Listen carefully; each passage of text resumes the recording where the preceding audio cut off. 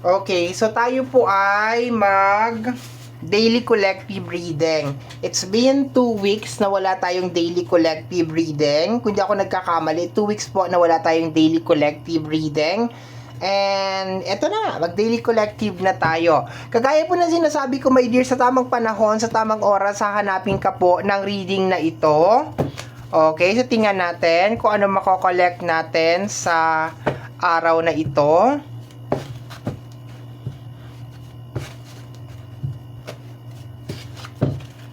Okay, relax lang tayo, kalmahan lang natin. Sobrang init today. Grabe ang init ngayon ha.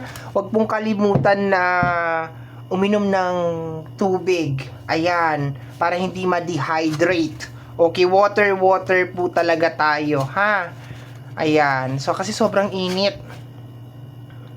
Okay, so tingnan natin my dear. Ano kayang first card natin? Anong energy? Anong message? Anong energy? Okay, kuha tayo dito.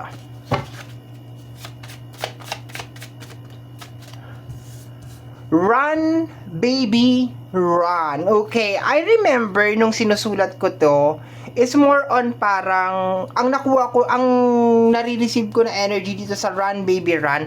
Alam mo yung typical na parang, tinatakot ka, yung parang binibigyan ka ng chance, yung alam mo yung parang sa mga horror movie, yung para bang, okay, bibigyan kita ng I will count 1 to 10, parang hide and seek, tapos run, takbo, yung parang ganon. Tapos parang you are, parang inaano mo yung sarili mo dito, my dear, yung para bang you're trying to save your life. Yun ang nakukuha ko dito sa energy ng run, baby, run. Yung parang takbo, takbo, 'di ba? Sa abot na makakaya mo, tumakbo ka kasi parang binigyan ka ng chance na maka-escape sa kung ano man yung bagay na yan. So parang tumakbo ka, takbo ka na talaga.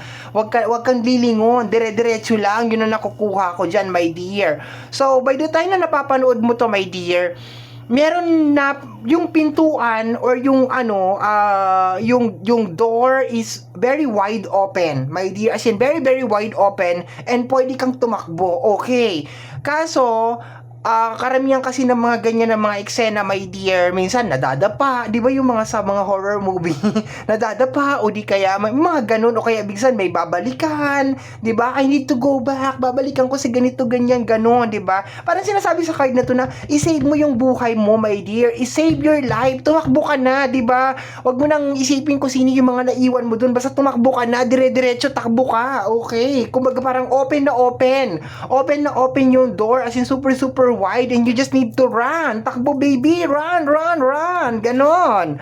Okay, so let me see. Dagdagan natin siya. Let me see. Alam mo, maganda tong card na to, pero may kaba akong nakukuha. Parang nakakakaba. Parang kailangan mong they are all crazy. Oh my God. They are all crazy. Ibig sabihin talagang yung para bang wala na sila sa sarili nila, my dear. Kaya pinasasabi, takbo, tumakbo ka. Kasi yung mga tao na yan, wala na yan sila sa ulirat nila, wala na yan sila sa sarili nilang mga katinuan. Kumbaga parang mga baliw na yung mga yan. Tabang na yan, kaya tumakbo ka na. Wala nang chance na parang, kumbaga sa mga zombie, di ba, kung sa mga zombie, infected na siya, nakagat na siya. So, kahit gusto mo siyang i-save, 'di ba? Minsan masakit man, 'di ba? Kailangan iwanan mo kasi infected na siya eh. So, it's more on sa time na to, parang is more on parang mag-focus ka sa sarili mo. Kung meron man mga tao na parang nag-turn na sila, na parang nag-turn into zombie na sila or umanib na sila, kung kanino man sila anib, wala na, my dear, it's too late na para mai-convert pa natin sila into something. Wala na, kumbaga it's too late na talaga, my dear. Kaya kailangan mag-focus ka na lang, my dear, sa sarili mo sa mga oras na ito. Okay, they are all crazy. Patay tayo dyan. Okay, pray even when you don't have words to pray even when you don't have words. Okay, so siguro parang hindi mo alam kung ang nakukuha ko dito, my dear, is prayer. Okay, it's more on prayer na lang na kung ano man tong nangyayari is, of course, ipagdasal mo lagi, talagang mag-ask ka ng guidance, or kung meron ka mga naiwan na tao, or meron ka mga dapat mong binalikan, kaso wala na eh. Ang nakukuha ko talaga, my dear, is parang umanib na talaga sila, or umanib na talaga siya doon sa kung kanino man siya anib, and parte na talaga siya, my dear, nung mga crazy people na yon, part na talaga siya. And parang although parang nakaka-shock or something, pero parang kailangan mo na lang ipagdasal, parang Jesus take the wheel, ikaw na lang po ang bahala sa kanya, kasi gusto ko man po siyang i-save, pero wala akong magagawa kasi umanib na talaga siya doon sa kabila, parang ganun, talagang ano na siya, part na talaga siya ng Illuminati, parang ganun, 'di ba? Or naging zombie na talaga siya, so kailangan ko na talaga siyang iwanan, parang ganun. Okay, mapatawad mo sana ako. Okay.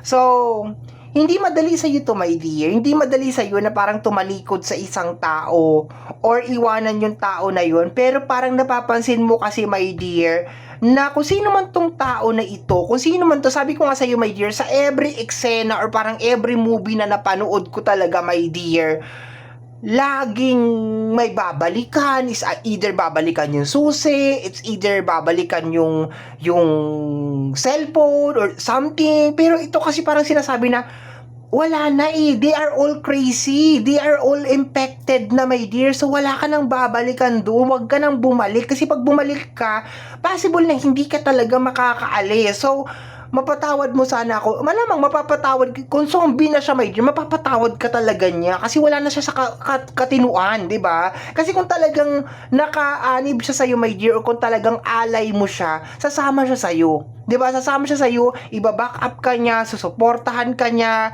sabay kayong tataka, sabay kayong aalis, pero hindi, nakukuha ko dito, my dear, parang umanib na talaga siya, my dear, sa kabilang ibayo, sa kabilang network, iniwan ka na talaga niya, my dear. Hindi naman ikaw talagang unang nang iwan, my dear, siya yung unang nang iwan. So, to the point na mapatawad mo sana ako, baka ito yung nararamdaman mo, my dear, na parang hindi ko na kaya, hindi na kita kayang ipagtanggol, hindi na kita kayang iligtas, hindi ko na talaga kaya, kailangan ko na talagang tumakbo, pero 'di ba, mahal na mahal kita or something, 'di ba? 'Yun ang nakukuha ko diyan. Anger management, okay? So nagkakaroon ka rin ngayon ng anger management. Ibig sabihin, kinokontrol mo yung galit mo. Okay, hindi madali itong nangyayari sa iyo, my dear, as of this moment. Kasi is more on parang close parenthesis, parang trinaydor, parang ganon. Yun na nakukuha ko dito. So, nagagalit ka, naiinis ka. For some of you, baka gusto ninyong bumalik para sampal-sampalin or para sabihin na, bakit mo ko niloko? Bakit mo ko ginanyan? Pero parang it's all useless nonsense, my dear, kasi wala na talagang umanib na talaga tong tao na to, my dear. Talagang kung merong mananinira sa'yo, talagang naniwala na talaga siya doon sa paninira ng tao na yun, talagang 100% na convinced na talaga siya, my dear. Okay, wala na tayong magagawa, ipagdasal mo na lang tong tao na to kung sino man ito. Okay, depression is not a joke. Okay, depression is not a joke. Okay, totoo to, ang depression ay hindi joke. Okay? Pero kailangan din natin i-analyze, bakit ba tayo nadidepress? Dahil ba sa tao na ito? Dahil ba sa kanya? 'Di ba? Kasi lahat sila ay crazy, lahat sila ay mga depressed na tao, kaya gusto nila pati ikaw depressed ka rin. Baka nangahawa lang to, my dear. Baka this is just more on the cross-contamination na nangyayari, di ba? Kaya sinasabi, my dear, na tumakbo ka na habang may panahon pa para hindi ka pa mahawa, para hindi yan mag-worse ang depression mo, or para hindi ka kainin ng anger mo, okay? Kasi it's totally useless na talaga, my dear. Totally useless na nadidepress ka, nai-stress ka, nang dahil itong tao na to ay hindi nakita yung worth mo, hindi nakita yung value mo, or bakit ka trinaydor, or bakit ganito, useless, my dear, as in totally useless. Nag-decide na yung tao, my dear, na i-abandon ka, so therefore move on tayo, move forward tayo, ha? Okay, let me see. Ay, may nahulog, teka lang, ano to? Gemini, hello Gemini, if you are a Gemini, 100% makaka-resonate ka sa reading na ito. Okay? Pero hindi ko kino-close sa ibang zodiac sign. Lumabas lang si Gemini. So therefore, if Gemini ka at nakaabot ka dito sa part na to, there's a tendency na para sa'yo talaga tong reading na to. Tumakbo ka, Gemini. Run. Don't look back. Nag-decide na yung tao na yun, my dear, na aanib na siya sa kabilang ibayo or kabilang istasyon and wala na talaga tayong magagawa. Okay? Wala na tayong magagawa. We have nothing to do. Nakapag-decide na po siya. Okay. Okay. Inom muna tayo ng tea. Okay. Next. Medyo na-excite ako sa ating reading. Okay? Medyo may power. Okay. Let me see. Next.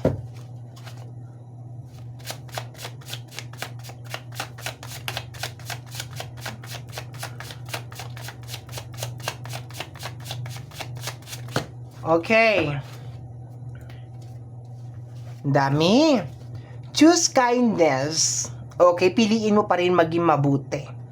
Kung sa isang grupo o sa piling ng isang tao, nagiging masama ka, lumalabas yung dark side mo, yung bad side mo, that is a sign, my dear, na tumakbo ka na.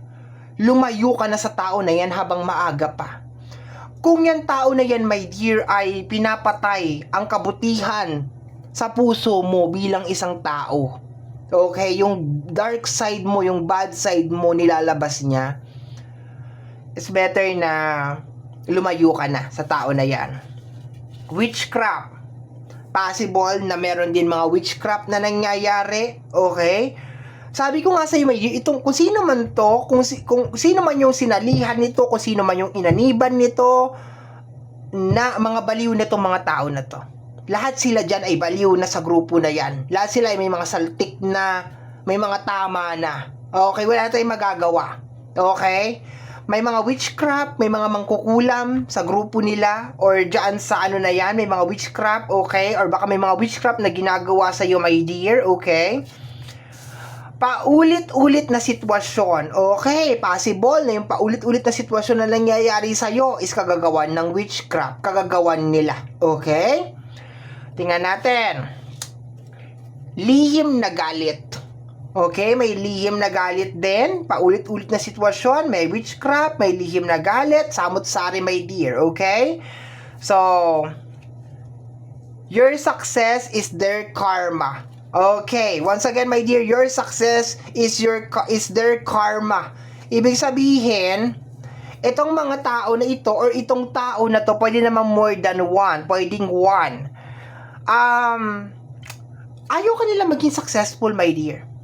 Ayaw nila maging successful ka. Gusto nila mabalot ka ng galit, magkaroon ka ng depression, maging masama kang tao, okay, di ka makaalis sa sitwasyon na yan, lahat na siguro ng pangit, gusto na nila mangyari sa'yo. Remember, they are all crazy people, okay? So, ano ba bang asahan natin sa mga crazy people? So, syempre, crazy action. Diba? Crazy people, crazy action, okay? So, your success is their karma. Magiging successful ka, my dear. With or without them, magiging okay ka. Somebody makes a contract signing with the devil. Somebody makes a contract signing with the devil. Wala na talaga to, my dear. Kahit gusto natin siyang isave, kahit gusto mo siyang balikan, wala na. Nag-signing na to, nag-contract signing na to, my dear. Okay? Wala na to. Sarado na ang tainga nito. Bulag na ito. Wala na talaga tayong magagawa. Kasi nag-contract signing na talaga siya, my dear. Okay? Member na siya ng Waka Waka group. Okay? Sama naman na, waka waka, kasama na yan, lahat na sila dyan, mga ano na yan sila, mga mekos na yan, insan, mga baliw-baliwan na yan sila dyan sa grupo na yan na, mga ano na yan sila, mga krong na yan, okay? Okay, so let's go tayo, my dear. Alam mo ang pinakamasakit dito, my dear? Ang pinakamasakit dito, kung yung tao na tinuring mo at minahal mo from the very first place, is ipinasok lang pala sa buhay mo para maging CCTV. Ibig sabihin, from the very first place, hindi ka talaga mahal. Diba? Bakit kasi ganun kadali, diba? Bakit ganun? The question here is, bakit ganun kadali? Bakit ganun kadali, my dear, na i-abandon ka ng tao na ito? Bakit ganun kadali na umanib siya doon at nag-contract signing pa nga ang damuho? Diba? Bakit? Diba? Ano ang pumasok sa utak ng tao na ito? Oo, ngayon kasama na rin siya doon sa mga gustong pabagsakin ka. Kasama na rin siya doon sa mga tao na gustong hadlangan ang success mo. O, diba? So, what if, my dear, from the very first place, hindi ka naman pala talaga minahal ng tao na ito? From the very first place pala, ipinapasok lang itong tao na to sa buhay mo para maging CCTV, para i-surveillance ka, para malaman lahat ng gagawin mo, para mas madali para sa kanila ang isabotage ka. Oh, napaisip ka rin, di ba? Kaya nga sinasabi, run baby run, takbo, tumakbo ka at huwag kang lilingon. Okay, they are all part of the show. Kasasabi ko lang, malaki ang posibilidad, my dear, na meron mga tao na pumasok sa buhay mo that they are all part of the show. Kaya ganun kadali na bumitaw sila sa'yo. Kasi from the very first place, hindi mo naman talaga kakampi. Kalaban talaga. Okay, kasama ng mga waka-waka dancer. Okay, let me see. Last 2 cards na lang tayo, my dear. Kagaya ng sinasabi ko, sa tamang panahon, sa tamang oras, hahanapin ka po ng reading na ito. And I will try to do a collective reading again tomorrow. Bukas po ulit, ha? I will try my best. Okay, let's go tayo, my dear. Okay. We have here energy of life is good. Okay, ibig sabihin masarap mabuhay. No, masarap mabuhay, my dear, hindi mo sila kailangan. Okay, let me see. Next card tayo. Last card na lang tayo. Ay, ang dami. Okay, we have here. Sige, kanina binalik ko na eh. Kasi sobrang dami nung nahulog, pero may nahulog pa rin. Okay, we have your energy of unfriend. Okay, i-unfriend mo na yan. I-unfriend mo na, i-block mo na yung tao na yan, kung sino man yan, ha? We have here, focus on your work. Mag-focus ka, my dear, sa sarili mo. Okay? Wala tayong magagawa. Hindi na natin maliligtas. Nag-contract signing na. Umanib na sa waka-waka group. Wala na. Ha? Talagang recruited na talaga siya. Close-minded na talaga. Ang nakakatakot dito ay, nako, baka gamitin. We have here silent. Manahimik ka. Okay? Hindi pa natin sure kung sino pa yung mga member ng waka-waka group. Okay? Silent. Lahat ng mga next move mo, lahat ng mga gagawin mo, be silent. Manahimik ka. Iokdom an imo day. Okay? Itikom mo yung bibig mo. Dahil hindi pa natin alam kung sino pa yung mga member ng waka-waka dancer. Ha? We have your chosen one. Okay? Itong energy ng chosen one, maybe matagal mo ng paborito ang 1111, matagal mo ng paborito ang number 1, matagal mo ng paborito ang 111, or lagi ka nakakita ng 1111 or 11, basta parang mayroon kang lineup ng 1. Okay? You have this energy of 1, or maybe ang birthday mo is merong 1, like 18, 21, mga ganon, 31, or April, 'di ba? Pinakaunang buwan ng taon. Okay? So ang mga April ay Aries at Taurus 'yan. Okay? Aries and Taurus 'yan, mga April, ha. So April 19 hanggang April 20, mga Taurus 'yan, ha. So ayan. Tama ako. April, tama. Aries at saka April 19 hanggang April, tama. Yun na yun. Okay.